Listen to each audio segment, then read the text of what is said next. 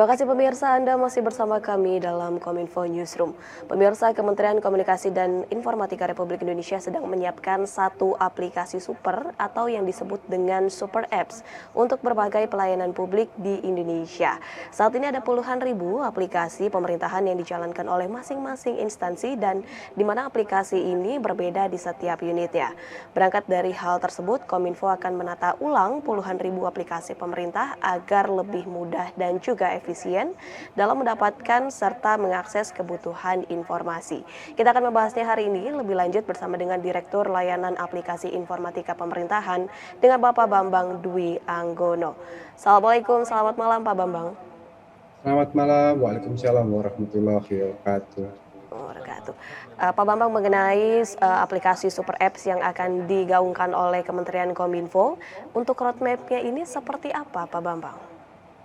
Ya, terkait dengan aplikasi super sebenarnya terkait aplikasi ada beberapa aplikasi super yang sebenarnya disiapkan. Yang pertama terkait dengan aplikasi super untuk administrasi pemerintahan, itu untuk kepentingan internal. Yang kedua aplikasi super untuk pelayan publik, gitu. Kemudian yang ketiga sebenarnya kita juga menyiapkan sebuah portal Satu Data Indonesia, itu rangkaian yang tidak bisa dipisahkan dalam pengelolaan super atau program Satu Super App di Kementerian Kominfo. Terkait dengan roadmap-nya sendiri, sebenarnya program ini sudah dimulai di tahun 2021, kemudian dilanjutkan di tahun 2022 ini. Di tahun 2021 kita sudah membangun portal untuk pelayanan publik. Jadi kita mengkonsolidasikan berbagai macam layanan pemerintah melalui satu portal web. Di tahun 2022 ini kita mulai mengkonsolidasikan berbagai aplikasi untuk pelayanan publik melalui aplikasi yang sifatnya mobile. Di tahun-tahun ke depan kita akan mendorong pemanfaatan aplikasi mobile ini menjadi lebih terpadu dengan bukan hanya untuk instansi pemerintah, tetapi kerjasama antara pemerintah dengan berbagai pihak di luar, terutama di dunia usaha. Misalnya kerjasama antara pemerintah dengan perbankan, dengan fintech, dengan marketplace dan sebagainya dalam konteks pelayanan publik.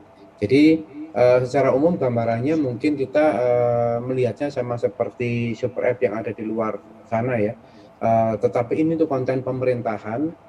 Pembayarannya tidak terbatas harus transfer, tetapi bisa menggunakan fintech, bisa menggunakan berbagai skema pembayaran yang saat ini sah di luar dan di Indonesia. Kemudian kita juga bekerjasama dengan marketplace untuk penyediaan berbagai kebutuhan barang dan jasa pemerintah, termasuk transportasi.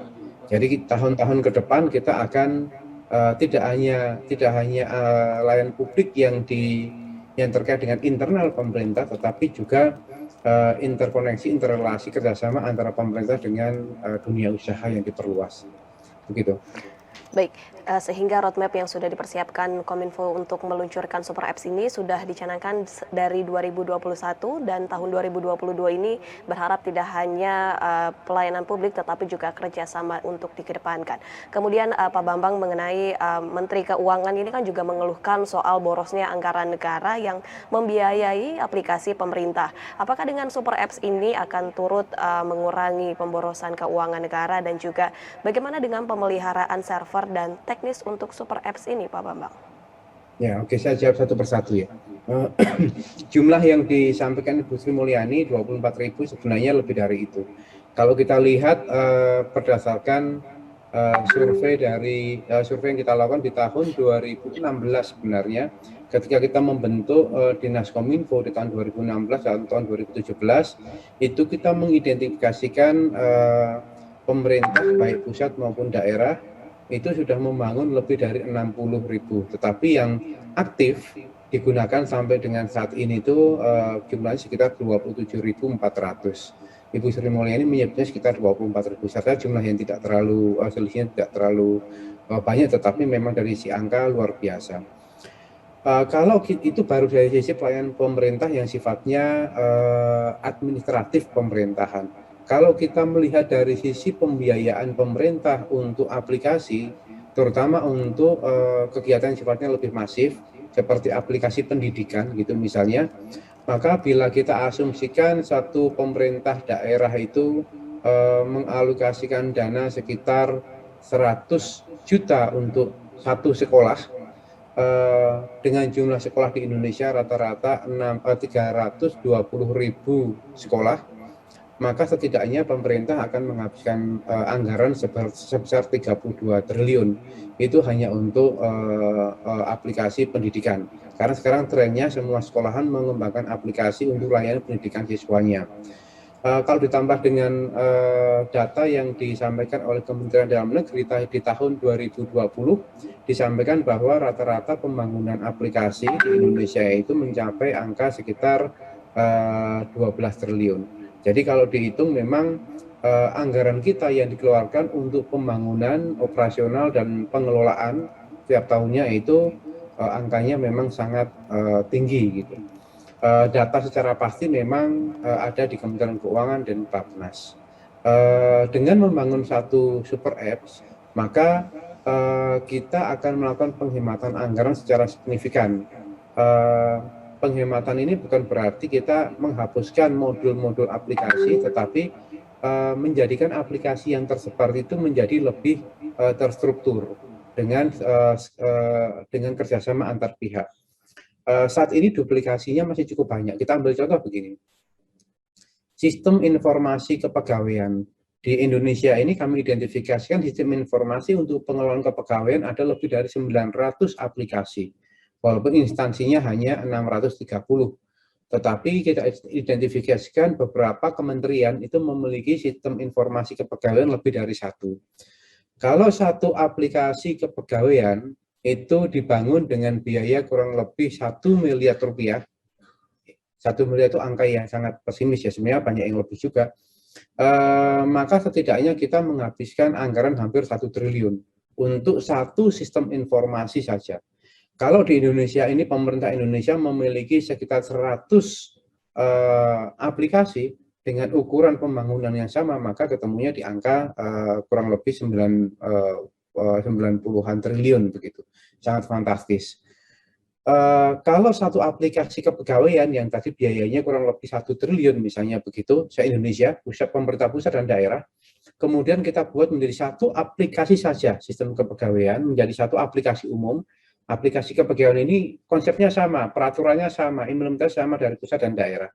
Kalau satu aplikasi kepegawaian dipakai oleh seluruh instansi pemerintah untuk 4,3 juta ASN, maka efisiensinya dapat dikatakan hampir 90%. Anggaplah kita hanya memerlukan anggaran untuk per aplikasi itu 1 miliar. Bisa dipakai untuk seluruh pegawai, untuk seluruh instansi di Indonesia. Maka efisiensinya akan sangat tinggi. Terkait dengan super apps, sebenarnya kita tidak mutlak menutup aplikasi yang dibangun oleh kementerian dan lembaga pemegang sektor, karena bagaimanapun juga mereka yang lebih paham terkait dengan layanan dan mereka yang bertanggung jawab terhadap sektor mereka masing-masing. Dengan super apps, maka pembangunan aplikasi itu menjadi jauh lebih efektif dan jauh lebih efisien, karena struktur pengembangannya terkendali dan melalui standar yang ditetapkan oleh Kementerian Kominfo, sehingga akan menjadi jauh lebih efektif dan lebih efisien. Setiap kementerian tidak lagi membangun aplikasi berbasis data yang mereka kumpulkan selama ini, tetapi sudah terhubung antara data yang satu dengan data yang lain. Dengan demikian kolaborasi antar instansi akan terwujud. Integrasi data ini tampil contoh begini. Sistem layanan pendidikan misalnya, selama ini Kemendikbudristek itu mengumpulkan data identitas guru siswa seluruh Indonesia. Sementara sebenarnya identitas guru dan siswa itu sudah ada di Dukcapil. Dengan konsep super app ini, maka bukan hanya mempermudah layanan, tetapi juga arah menuju satu data Indonesia itu akan menjadi efektif untuk terwujud. Begitu, Mona. Ya, Pak Bambang, berarti dengan adanya Super Apps ini tentu ini juga akan terintegrasi dengan pemerintah daerah begitu, dan kemudian Super Apps ini menjadi tingkat efisiensinya menjadi tinggi dan juga menekan pengeluaran untuk aplikasi di kementerian-kementerian seperti itu. Mohon maaf sebelumnya Pak Bambang untuk visual atau kamera Pak Bambang sepertinya mati ya. Oke, kita lanjutkan ya Pak Bambang.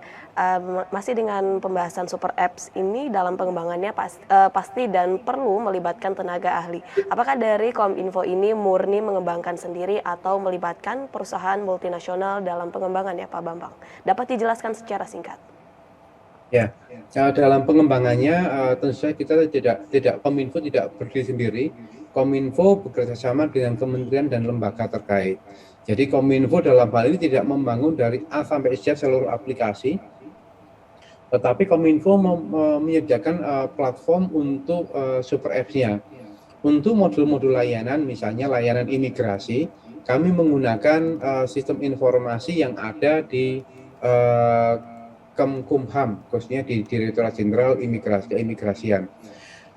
Modul aplikasi keimigrasian ini menjadi salah satu modul dalam Super Apps. Layanan operasionalnya tetap ada di sana, hanya untuk interface bagi masyarakatnya itu kita masukkan dalam Super Apps. Dengan demikian dari front office-nya dikelola oleh Kementerian Kominfo, tetapi dari back office-nya dan di layanan operasional di bandara-bandara misalnya itu tetap dikelola oleh imigrasi. Hal yang sama juga dilakukan untuk aplikasi-aplikasi yang lainnya. Untuk pengembangannya dikoordinasikan dengan kementerian lembaga terkait. Misalnya tim imigrasi memang sudah memiliki tim pengembang. Tim pengembang ini yang kemudian menggunakan standar yang sudah yang ditetapkan oleh Kementerian Kominfo dalam pengembangan Super Apps, sehingga mereka harus melakukan pengembangan service menjadi micro services, kemudian service itu kemudian disatukan dalam Super App. Sehingga kalau ditanya apakah bekerjasama dengan pengembang, maka pengembangan dilakukan secara kolaboratif antara Kementerian Kominfo dengan kementerian dan lembaga yang terkait dengan pelayanan publik itu sendiri, sehingga tidak semuanya pengembangannya menjadi bebannya Kementerian Kominfo, tetapi bekerjasama dengan instansi terkait yang bertanggung jawab atau menjadi wali atas layanan publik tersebut. Baik, sehingga pengembangan secara kolaboratif terkait pelayanan ini pembagian tugasnya antara Kominfo dan juga kementerian lainnya ialah Kominfo sebagai penyedia di front office, kemudian untuk kementerian lainnya yang menjalankan atau sebagai back office seperti itu ya Pak ya.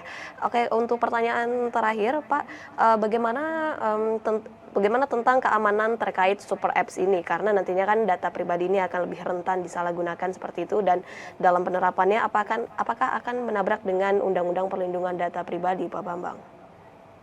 Oke, sampai hari ini Undang-Undang Perlindungan Data Pribadi belum ada, tetapi memang perlindungan data pribadi menjadi concern dalam pelayanan publik. Dalam konteks ini, sebenarnya Kominfo sendiri pun melakukan evaluasi terhadap pelaksanaan atau penyelenggaraan pelayanan publik yang saat ini berlaku yang sifatnya masih silo-silo. Setiap kementerian lembaga mengembangkan aplikasinya masing-masing begitu. Dan sebagaimana yang kita saksikan beberapa waktu ini juga serangan-serangan siber terhadap layanan-layanan existing yang masih silo juga tidak sedikit. Kenapa? Karena memang suatu layanan dikelola secara silo, secara stand alone oleh masing-masing kementerian dan lembaga. Dengan konsep Super Apps, maka setiap layanan dikelola secara lebih terkonsolidasi, secara lebih kolaboratif, sehingga keamanan informasi dari setiap layanan, baik itu Super Apps-nya sendiri maupun modul-modul yang dikelola oleh kementerian dan lembaga, itu secara kolaboratif juga bisa dijaga. Dalam aspek penyediaan, dalam aspek menjamin keamanan informasi itu sendiri, sebenarnya Kominfo sudah sangat erat bekerjasama dengan BSSN, Badan Siber dan Sandi Negara, dalam aspek keamanan informasi ini. Kominfo dan BSSN beserta beberapa lembaga terkait sudah membentuk tim untuk memastikan bahwa layanan Super App ini bisa dijaga dengan baik. Kemudian Kominfo juga menggunakan Pusat Data Nasional sebagai basis layanan untuk memberikan jaminan keamanan yang juga lebih terbaik. Ada beberapa layer keamanan yang kita sediakan di sana, baik di Pusat Data maupun layanan yang dikelola oleh kementerian dan lembaga. Dengan model super app ini, maka Kominfo juga mendorong layanan-layanan publik yang saat ini dikelola di data center kementerian lembaga, itu juga dialihkan ke Pusat Data Nasional. Di samping menjaga kualitas layanan yang lebih baik, juga menjamin keamanan informasi yang lebih baik. Kolaborasi ini yang kemudian akan mampu menjaga perlindungan data kita menjadi lebih baik. Begitu, Mbak. Baik, Super Apps dilaksanakan secara kolaboratif sehingga pelayanan ini dapat terjaga dan juga Kominfo bekerja sama dengan BSN dan juga pihak terkait untuk membentuk tim agar aplikasi ini dijaga dengan baik. Terima kasih banyak Pak Bambang Dwi Anggono selaku Direktur Layanan Aplikasi Informatika Pemerintahan yang telah bergabung bersama kami dalam tema Super Apps Satu Pintu Layanan Publik Terpadu. Terima kasih banyak Pak Bambang, selamat melanjutkan aktivitas. Sehat selalu. Sehat selalu insya Allah. Ya, pemirsa, kami akan kembali dengan beragam informasi lainnya. Tetaplah bersama kami dalam Kominfo Newsroom.